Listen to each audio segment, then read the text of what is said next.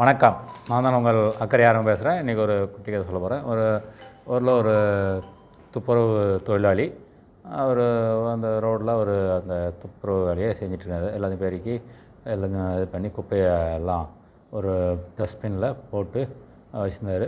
அப்புறம் அந்த பக்கமாக 2 பேர் வந்தாங்க. 2 பேர் வரும்போது என்ன பண்ணாங்க, அவங்க யூஸ் பண்ண வேஸ்ட்டை அந்த குப்பை தொட்டி இருக்குது, அதில் போட்டுக்கலாம். அதுக்கு பக்கத்தில் தூக்கி அடைச்சிட்டாங்க. உடனே அந்த அம்மா கேட்டாங்க, துப்புரவு பணியாளர், இது மாதிரி அம்மா அந்த டஸ்ட்பின் தான் இருக்குது, அதில் போட்டுக்கலாமே அப்படின்னாங்க.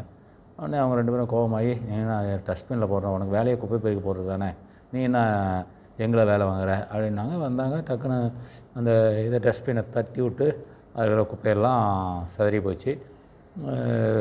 அவங்களுக்கு ஏற்கனவே கஷ்டப்பட்டு சேர்த்த குப்பையெல்லாம் சிதற வச்சுட்டாங்க.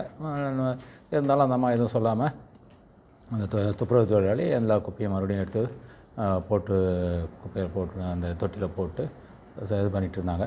அப்போ திடீர்னு அந்த அம்மா வந்த 2 பேர் குப்பையை தட்டி விட்டாங்க இல்லையா, அவங்க அந்த துப்புரவு தொழிலாளிகிட்ட ஆர்கியூ பண்ணிட்டுருக்காங்க.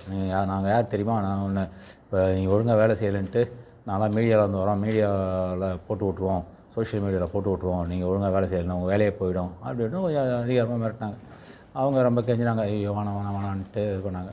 அதெல்லாம் பண்ணுறாதீங்க, நீங்கள் நான் ஏற்று போட்டுக்கிறேன் அப்படின்னு சொல்லிட்டு அவங்க இது பண்ணிட்டாங்க.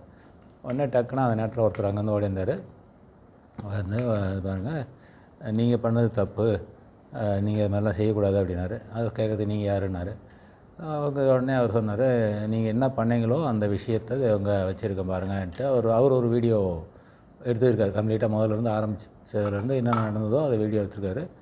வீடியோவை நானும் நீங்கள் என்ன அவங்கள பற்றி சோஷியல் மீடியாவில் போட்டு, நான் அவங்கள பற்றி சோஷியல் மீடியாவில் போட்டுடுறேன் அப்படின்னு சொன்ன உடனே அந்த 2 பேரும் அந்த இதில் மீடியாவில் இருக்கவங்க ரொம்ப பயந்து போய் ரொம்ப மன்னிப்பு கேட்டு, அந்த அம்மாக்கிட்டையும் மன்னிப்பு கேட்டு, மற்ற பக்கத்தில் இருந்த குப்பையெல்லாம் கொண்டு வந்து பொறுக்கி போட்டு அவங்கக்கிட்ட மன்னிப்பு கேட்டு போனாங்க. இதில் என்ன தெரியுதுன்னா, நம்ம ஒரு ஏழை ஒரு தூய்மை பணியாளர் தானேன்றது அவங்கள ஏளனமாக பார்க்கக்கூடாது. எல்லாருக்கும் சமமாக மதிக்கணும் ஆன்றது அந்த கதையில் இருக்கும். நன்றி, வணக்கம்.